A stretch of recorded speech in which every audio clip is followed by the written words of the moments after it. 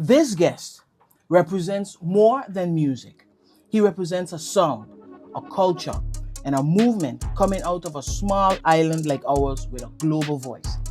For 55 years, Carnival in St. Martin has been powered by rhythm, by culture, by voices that don't just echo, but move an entire island.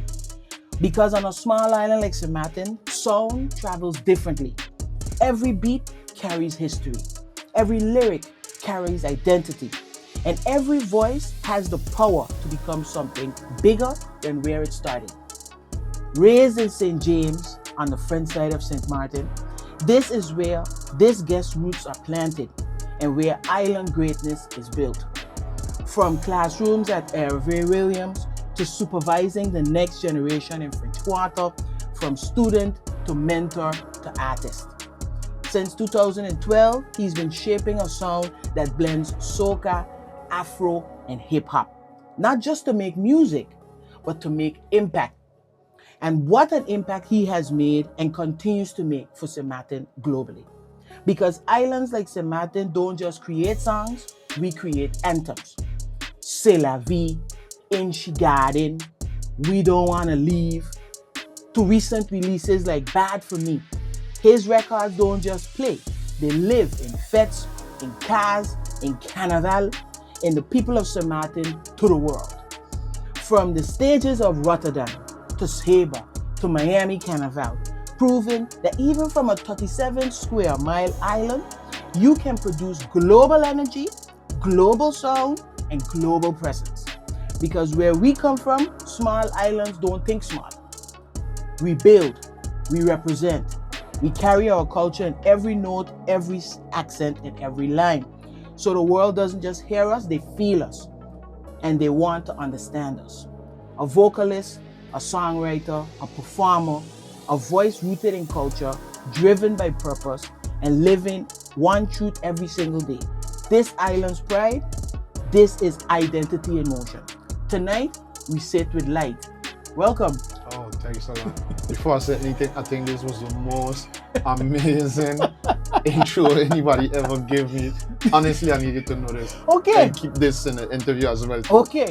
Really, really amazing. So thanks a million. You do good work for St. Martin, and it's good that we show that and appreciate you. Respect. Growing up on the French side, but performing across the island, how does that borderless reality shape the way you write your lyrics? Oh, nice one.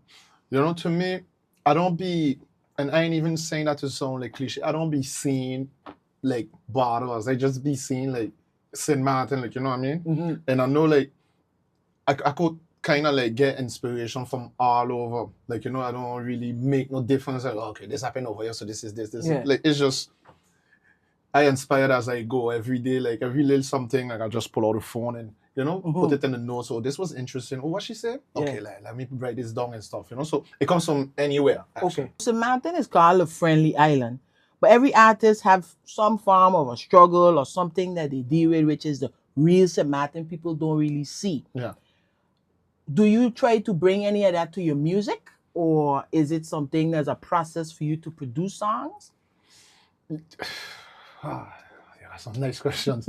You know, I'll tell you something at this point. If you asked me that, like, maybe last year before, I would have maybe said something different. But to the phase I'm going through right now, I'm just interested in doing what I think is the best music possible for the island. I don't want to get distracted by nothing else, honestly, because we're already coming from far, and I'm not talking about potential. The island full of potential. But there's so many distractions for true, whether it's funding, whether it's support. And I mean support like somebody sharing the music. No. I mean like support from government or even businesses. I feel like by the time they catch on, one gear we in, Yeah. you ain't on that no more. Like, you know what I mean? But I really don't want to complain. I'm just giving a obvious statement, you know? So right now, I make music for me. That's really appealing for me first. And then whoever like it and want to be welcome to my journey or my world, they're most welcome. Like, you know what I mean? I'm no longer trying to like convince the masses that, hey, my name is like, I need to. I ain't doing that no more. I'm just focused on doing what I feel is right. And whoever join in, and that's cool with me too. Like, you understand? So Like Yeah. the song said, join in. Yeah. In your track In She Garden, Mhm. you use very specific island metaphors. How important is it for you to keep the Samaritan lingo alive even when you're performing global or in a global audience? Well, to me, that's what keeps us alive, or give us at least a spot in the race that we are in. Because like even if you come back earlier in the intro, you speak about Miami Carnival, it was like an awesome experience for me due to the fact that everybody representing where they come from, but I'm saying like equally. Mhm. So the DJ can come here and give you like a 15 minutes of bouillon, but 15 minutes of inventing, Zouk, 15 minutes of Anguilla, 15 minutes of Saint Thomas, 15 minutes of Saint Martin, like Yeah. even stuff that you don't even think that he would play, like some old enough respect or even old youth wave. And the important part of that is that everybody in the jam jump in. Okay. They ain't like waiting for something that sound like me for me to dance. Saint Martin, you might quicker see that. Yeah. So I keep that in mind as to, okay, outside of St. Martin, people actually want to hear me speak like this. And if we keeping it real, me speaking or rapping or making music with any other language would just be fake, basically. Then I feel like I'm going in and me being a character, Right. which was back then when I used to rap and try to sound like an American. In the moment, like in real time, you think you're doing something good. Like, wow, when an American man hear me, but them States man will just be thinking like bad. Yeah. But I more think that they watching me as like, what are you trying to do, boy? Like, you know what I mean? Because your accent off. You think you're on, but you're off for true. Because I ain't grow up over there. No. So it could nearly be like a parody. Yeah. You know what I mean? Yeah, definitely. So it's just natural to me to how I speak to just make the music just like this, and they're gonna be relatable to whoever is supposed to be relatable to. You know? So that answer you give is a good intro to this next question because you've collaborated with artists among others like King James on We Don't Want to Leave. How does that brotherhood with other local giants push you to elevate your own sound? I don't know if it's brotherhood. Okay, let me put it like this. No, stop. Yeah. No, not. I ain't talking about King James. No. I'm talking about in general. Yeah. So we all do the same thing. So due to the fact that we more listen the same lane, we have mutual respect for each other. However, I don't feel like we collaborate enough. I tell people this all the time. Like when I post it up with whoever and we talking, best believe I personally talk about music. But sadly, I don't feel like a lot of times the conversation that translate or transcend, I should say, into actual art. I would definitely like to collaborate with way more people. Like, you know, I just really watching vibes and potential, like, you know what I mean? You're down to work and it's something that I could vibe with. We could do it. And I encourage more of the artists them on the island to do the same, you know, because it's only like that I feel like we're going to win. Yep. You know what I mean? We got to have like we can't do it if it's just one person far ahead. No. By himself. Like we need a wave of like, okay, they got man over here and I got this person over here and this person, and we all on one motion at the same time, like, you know what I mean? Yep. Like to bring up each other. Okay. That's my opinion on it. This year Carnival, they say we're gonna have 31 days of fetting. Yeah. It's 55.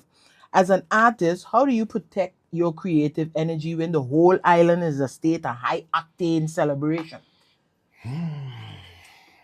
I don't know. I don't know be out a lot, you know what I mean? I try to pop out when I have to be out. Or when it's something important, like, you know what I mean? And I think that's how I would do it. Like every day I come downstairs and I'm in the studio. I ain't gonna tell you I'm recording every day, but I'm working on something. Yeah. Like, you know? So I try not to get distracted from the outside world, but I also ain't want to shut in myself neither. For sure. You know, so key stuff like key jams or whatever open and stuff, of course I'm gonna be there because, you know, they gotta check the temperature, who playing the songs or what they playing actually, you know, touch base with the people and everything. So that's it really. I try to stay as grounded as possible. For real. So in your 2026 release, Bad For Me, you paid tribute to the legends who've shaped St. Martin Carnival, both past and present.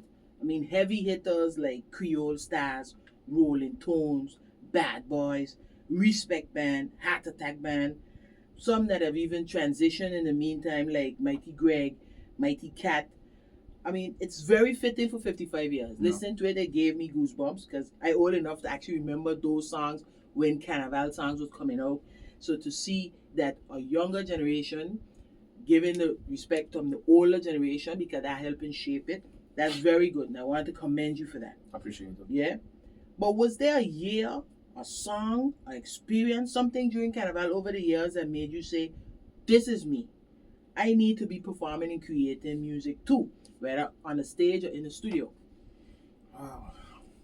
I don't know where you get your questions them from, but they awesome.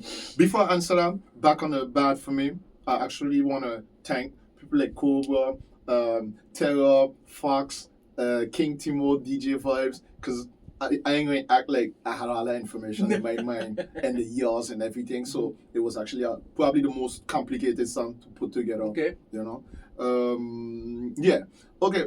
I would say a few moments. I remember talking about Terror, so enough respect, but I remember my mother buying they had an album back then in Camouflage, or ask me the year. Yeah. And just seeing, like, having the physical album itself, you could open it, you're reading things, you see the track list and everything, like, and I think that's the only album where I could have sang every word, every song word for word. Oh wow. Like, or like picture myself like I used to tell you a quick story. I don't want to take it. No. That's what we have. Quick story. Yeah. I had a. I hope you see this, and I hope you remember. Yeah. I had a cousin who actually is he was my neighbor, but he's my cousin. When we was younger, we used to have a game. I want to say we playing where we pretending like we actually on a carnival trip. Okay. So I used to do drums. My sister doing drums or backup vocals. Okay. He's singing and his sister doing backup vocals as well too. But my poetry and he poetry ain't even together. So he's screaming from where and I screaming from where. But that's kind of and we used to be running down Enough Respect Camouflage and songs. Okay. Like they had a song named Ring the Bell. And we used to be singing that down word for word. Yeah. You know, I get forced to start not about that. So that was one moment I used to be thinking that, man, this is something I could do. After, don't get me wrong, I start music way later in life. Yeah. But I'm saying, like, little vibes that used to give me already, like, a little inside of, like, nah, this is what I enjoy, you know? So that would be the most, I want to say, precious memory from, according to the question, you know? Where do you see Lyte, energy, and legacy fitting in 10 years from now? I hope I do enough to have timeless music. When I say timeless music, one of my objectives, you see like how they have like Panorama and everything, and they pick one special song to make everybody play. Right. That would be a dream of mine. Like maybe 20 years from now. Yeah. Knock on wood. If I still alive to see it. Yeah. To go in a village somewhere and then everybody, you got about 5-6 bands who with members who probably don't even know me personally, but they know that, okay, in 2026, this man had this song and this is what we're supposed to play. In 2046, like, that's something that would really make me proud, you know? You know, that type of acknowledgement. Well, that's a good segue to this other question because they have this beat. You're gonna have to tell me the name. Okay. It's a dancehall beat, and you do a freestyle on it. It is. Last month, the Wi-Fi. Yes. Yeah. I heard a lot of different people do freestyle on it, and I ain't just saying because today we here in your studio where I see you had do the thing. The flow, the vibe, the music, the lyrics, the Sematin tongue mixing, the tongue busting, the girl from tongue. Yeah. Perfect. When you see yourself doing freestyle with those type of songs and music, which as you mentioned just now, in a Panorama situation, it would be like one beat, everybody singing. But when you do the freestyle, where do you feel there's a difference, if any, between the freestyle and when you sit down, lay a track down and make the whole music, start to finish? It's not really a difference to me because my point when I doing a song, I try to be as relatable as possible. If I say this, let me think on who gonna remember that day or who gonna laugh if I say this. You know, my songs will have a lot of inside jokes. Well, maybe just my cousins know about, for instance, like, you know what I mean? But nevertheless, like, there's really no difference. I try to be as relatable as possible and as real as possible. Like, you know, most stuff I say is something what happened to me, or maybe a joke or somebody that a cousin or a friend tell me about. Like, I don't just do fiction, you know what I mean? So, yeah.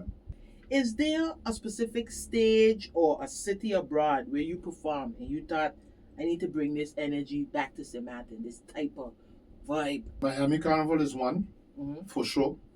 Not necessarily the vibe that I have to bring, but the vibe I would love to see in St. Martin, because when I tell you everybody dancing, everybody dancing. And we had Rotterdam Carnival as well to if not 2007, if not 2018, 2019. And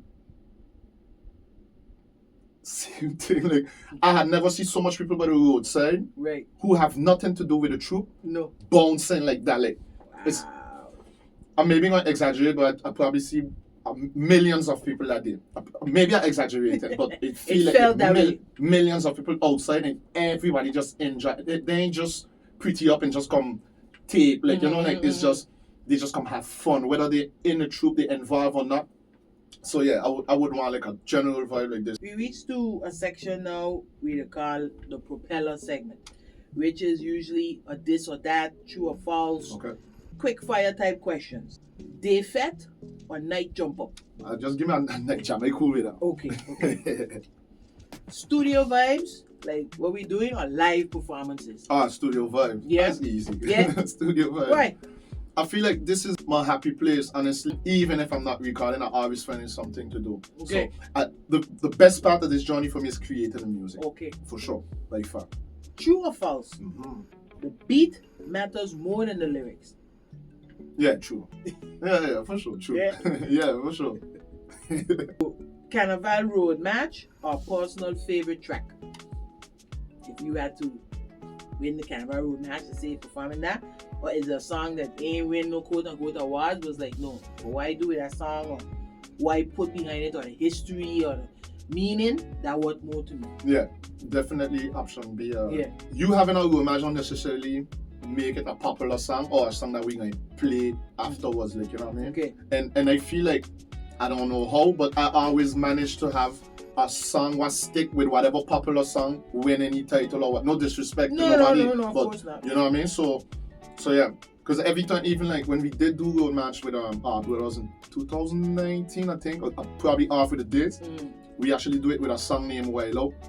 But say like we just take off in parallel to everything, and then every time I meet somebody like, you pick the wrong song, why you don't do this? You know what I mean? Even like when I had in she got and why you don't enter the company? Of course you would have. That I mean it's true. No. But you know, outside of whoever win road match that year, again no disrespect, say la vie and she got in, I wanted to say, was still up there with them too, you know. So I gotta have the fan favorite or something that people hold dearly to their heart than having a title with, you know, that's cool too, but I prefer the other. So as an artist constantly perfecting your craft, which hits harder? The crowd singing your lyrics or the crowd dancing and grooving to the beat? I think, nice one. I think it depends on the, I have to pick this out there? Well, you can answer however you want. Yeah, I think that's a draft, that one. Because it just depends on the song, you know? Although we don't want to leave it as an up-tempo song, I completely gotta see people singing it, me personally, like, you know? So I always, like, every time I play We Don't Want It, I always break it down. Yeah. Gotta break it down low to hear everybody come together and sing. I don't know, it's a beautiful thing for me with that song, like, you know? But it depends if we play something like Ben.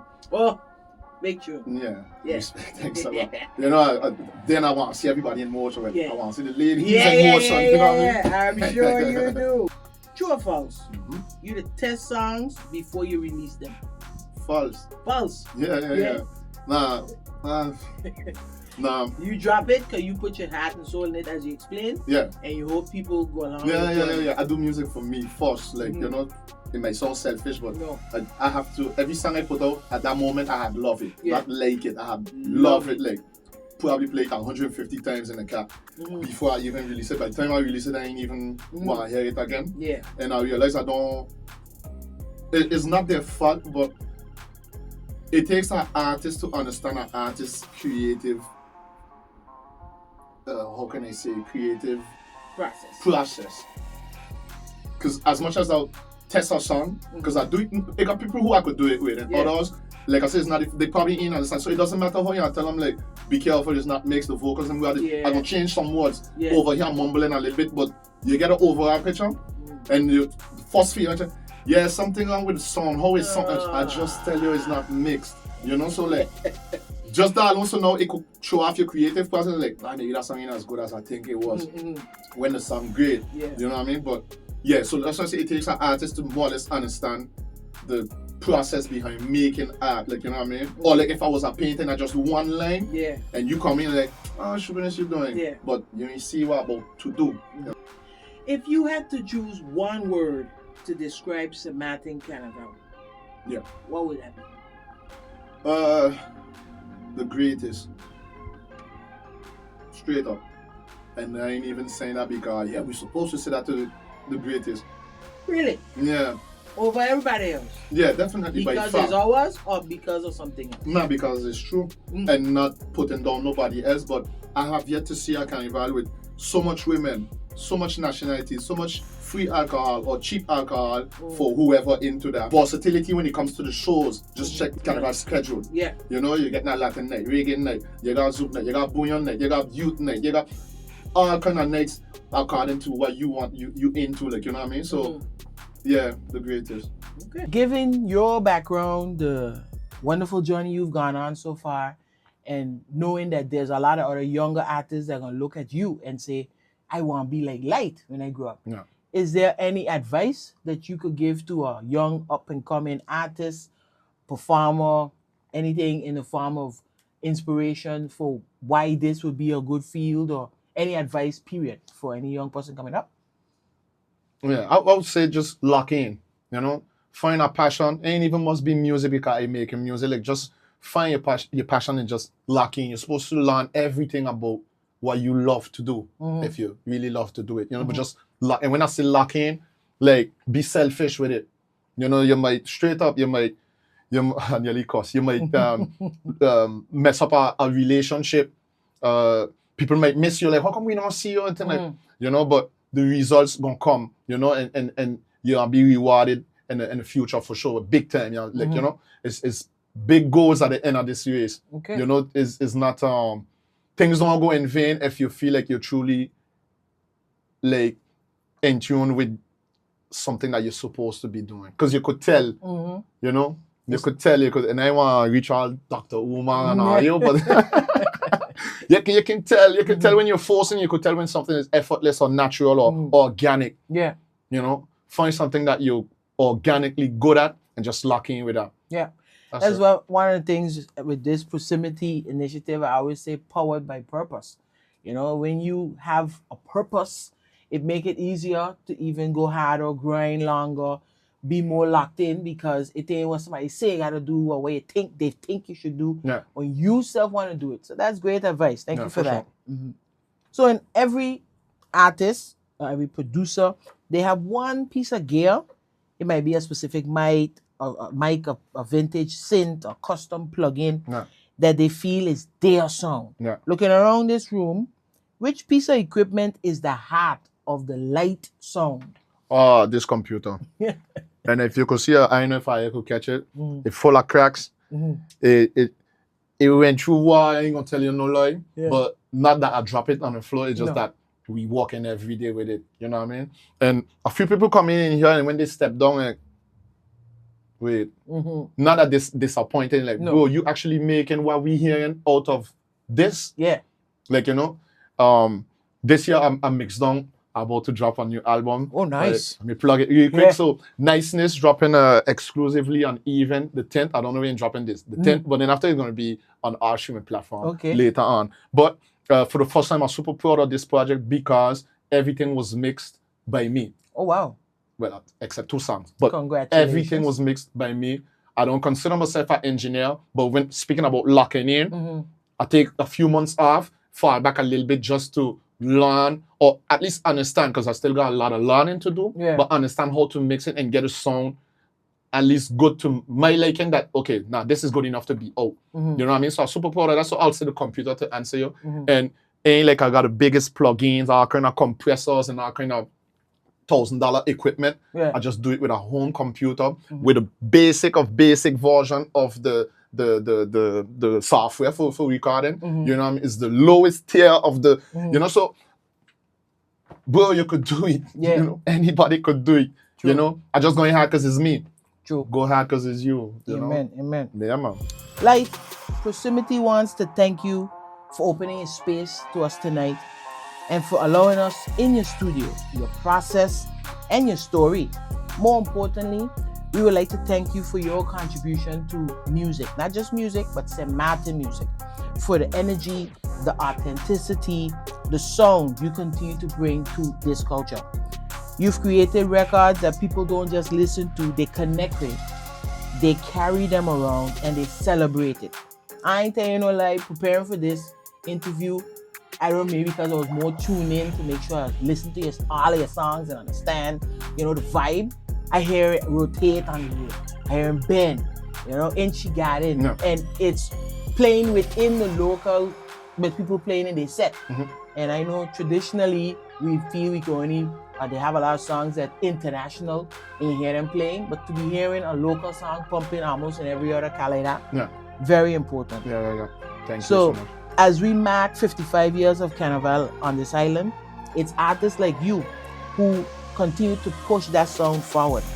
We look forward to more epic songs, more epic performances, because I know you're performing this year for different things, and continued growth and success on every stage you touch. So keep representing, keep creating. Much respect to you. Thank you so much. Honestly, thank you so much. I think everything about this was awesome. Your questions wasn't surface level. You really pushed me to think and elaborate and structure something nice, what I mean? And as honest as I could keep it. So thanks a lot for having me. I can't wait to see the final product. All right. Yes. Bless up.